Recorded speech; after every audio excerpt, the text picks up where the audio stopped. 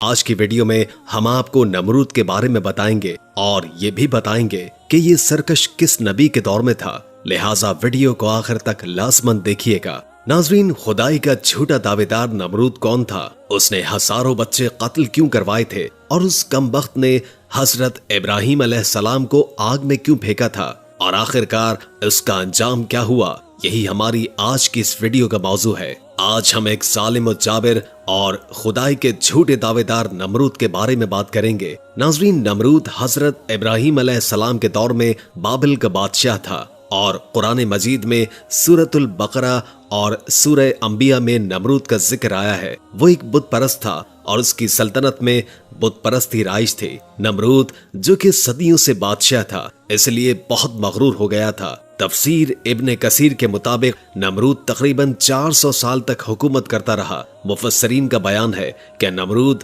بڑا ظالم و جابر بادشاہ تھا۔ سب سے پہلے اسی نے شاہی تاج اپنے سر پر رکھا تھا، اور اس سے پہلے کسی بادشاہ نے تاج نہیں پہنا تھا۔ سر پر تاج رکھنے کی ایجاد نمرود بادشاہ نے کی۔ وہ لوگوں سے زبردستی اپنی پرستش کرواتا۔ کاہن اور نجومی اس کے دربار میں بکثرت اس کے مقرب تھے۔ نمرود نے ایک رات خواب میں دیکھا کہ ایک ستارہ نکلا اور اس کی روشنی میں چاند، سورج وغیرہ اور سارے کے سارے ستارے بے نور ہو کر رہ گئے۔ کاہنوں اور نجومیوں نے اس خواب کی یہ تعبیر دی کہ ایک فرزند ایسا ہوگا جو تیری بادشاہی کے زوال کا باعث ہوگا۔ یہ سن کر نمرود بے حد پریشان ہو گیا اور اس نے یہ حکم دے دیا کہ میرے شہر میں جو بھی بچہ پیدا ہو اسے قتل کر دیا جائے، اور اس طرح ہزاروں بچے قتل کر دیے گئے۔ چند تاریخی حوالوں کے مطابق نمرود نے حضرت ابراہیم علیہ السلام کو دنیا میں آنے سے روکنے کے لیے 4 سال کی مدت میں تقریباً 7000 بچوں کو قتل کروایا، لیکن اللہ پاک کے حکم کو کون ٹال سکتا ہے؟ اسی دوران حضرت ابراہیم علیہ السلام پیدا ہوئے، اور بادشاہ کے خوف سے ان کی والدہ نے شہر سے دور پہاڑ کے ایک غار میں ان کو چھپا دیا، اور اسی غار میں چھپ کر ان کی خوراک کا بندوبست بھی کر دیا کرتی تھی۔ بعض مفسرین کے مطابق 7 برس کی عمر تک اور بعض کے مطابق 17 برس کی عمر تک آپ اسی غار میں پرورش پاتے رہے۔ ناظرین، نمرود نے اپنی سلطنت میں خوراک کی تمام چیزوں کو اپنی تحویل میں لے لیا تھا۔ نمرود صرف انہی لوگوں کو غلہ دیا کرتا تھا جو اسے خدا تسلیم کرتے تھے۔ ایک دفعہ حضرت ابراہیم علیہ السلام اس کے دربار میں غلہ لینے کے لیے تشریف لے گئے تو اس خبیث نے کہا کہ پہلے تم مجھے اپنا خدا تسلیم کرو، پھر میں تم کو غلہ دوں گا۔ حضرت ابراہیم علیہ السلام نے بھرے دربار میں واضح اعلان فرما دیا کہ تو جھوٹا ہے اور میں ایک ہی خدا کا پرستار ہوں جو وحدہ لا شریک ہے۔ یہ سن کر نمرود آپے سے باہر ہو گیا اور آپ کو بھرے دربار سے نکال دیا اور غلے کا ایک بھی دانہ نہیں دیا۔ آپ اور آپ کے چند ساتھی جو مومن تھے بھوک کی شدت سے نڈھال ہو گئے اور ان کی ہمت جواب دینے لگی۔ آپ علیہ السلام ایک تھیلے میں ریت بھر کر ایک ٹیلے کے پاس تشریف لے گئے اور اللہ پاک سے دعا کی تو اللہ کے حکم سے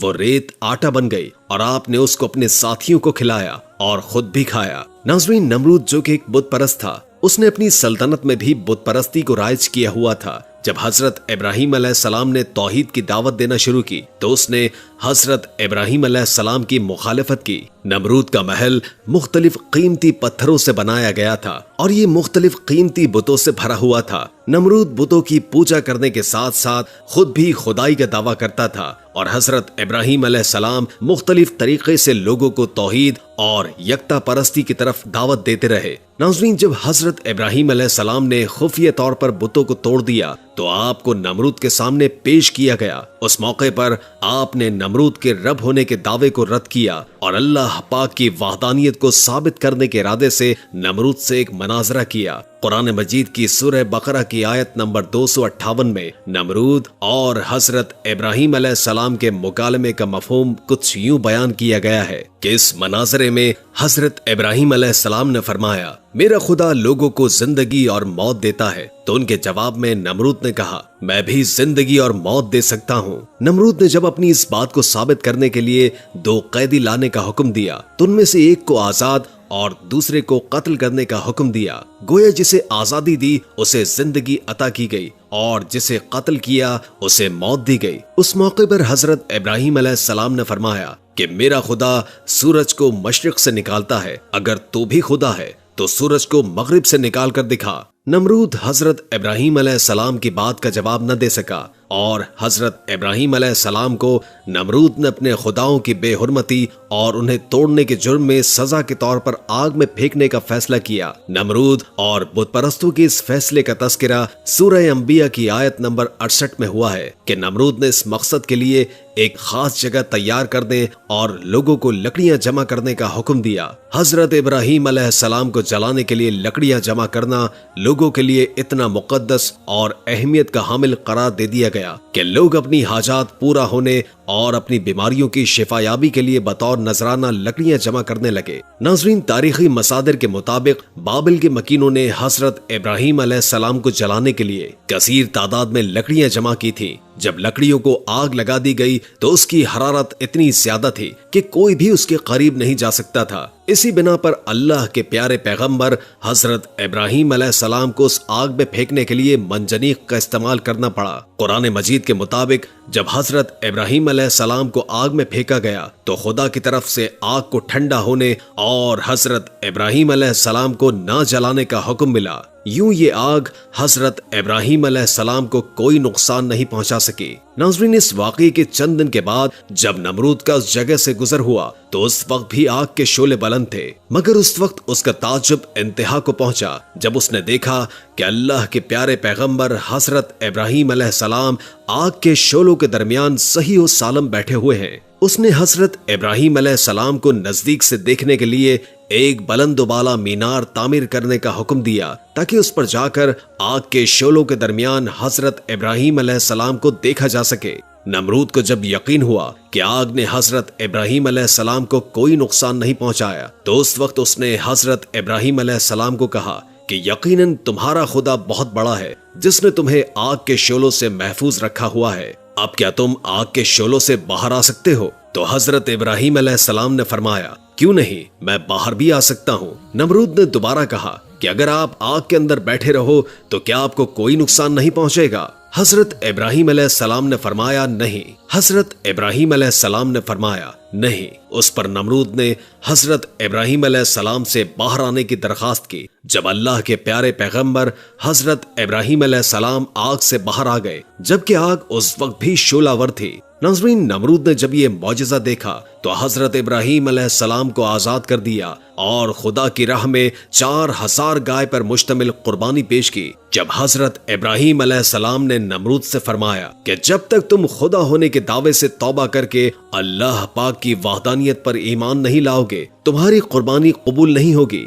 نمرود نے خدا کی تلاش اور ان سے لڑنے کے لیے اپنے پالتو عقابوں کے ذریعے آسمان کی طرف پرواز کی۔ بعض تاریخی کتب میں نمرود کے آسمان کی طرف پرواز کرنے کی داستان کو مختلف انداز میں پیش کیا گیا ہے۔ ان مصادر میں آیا ہے کہ نمرود نے اللہ پاک سے مقابلہ کرنے کے لیے ایک بلند و بالا مینار بنانے کا کہا، جو مینار بابل کے نام سے مشہور ہوا، جو کچھ مدت کے بعد اللہ پاک کے حکم سے نیست و نابود ہو گیا۔ بعض مفسرین کے مطابق سورہ نحل کی آیت 26 میں اس واقعے کی طرف اشارہ کیا گیا ہے۔ اس آیت میں خدا نے کافروں کو اس عمارت کے تباہ کرنے کی طرف اشارہ کیا ہے جسے لوگوں کو دھوکہ دینے کے لیے تعمیر کیا گیا تھا۔ آسمانوں میں خدا کی جستجو سے نمرود جب نا امید ہوا تو ایک فرشتہ انسانی شکل میں اس کے پاس آیا اور اسے یکتا پرستی کی نصیحت کرتے ہوئے کہا، اے ضعیف انسان، خدا سے ڈرو اور اس کی نافرمانی سے بچو، کیونکہ خدا کی قدرت اور طاقت تم اور تمہاری فوج سے کہیں زیادہ ہے۔ اگر وہ چاہے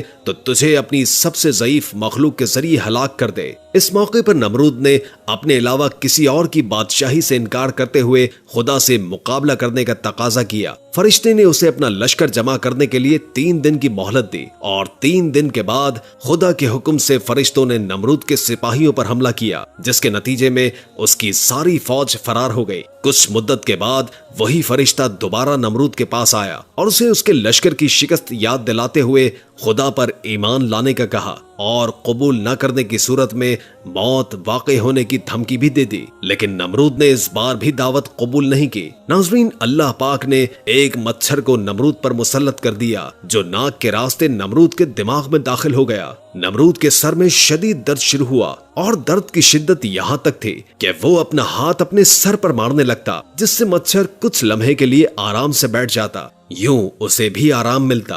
इसके बाद जो भी नमरूद के पास आता उसके एहतराम में हाथ का बोसा लेने के बजाय उसे आराम और सुकून देने की खातिर उसके सर पर जूते के कई बार रसीद करता था। तारीखी मसादिर के मुताबिक ये हालत 40 साल तक अल्लाह पाक की तरफ से नमरूद पर जारी रही और उसके बाद नमरूद हलाक हो गया। नाजरीन, नमरूद के किस्से में हमारे लिए बेहतरीन नसीहत यही है कि खुदाई के लिए सिर्फ वही जात है जिसके कब्ज़े कुदरत में मेरी और हम सब की जान है। जो भी तारीख में अल्लाह पाक के मद्दे मुकाबिल आया वो नेस्तो नाबूद हुआ और रहती दुनिया तक निशाने इबरत बना।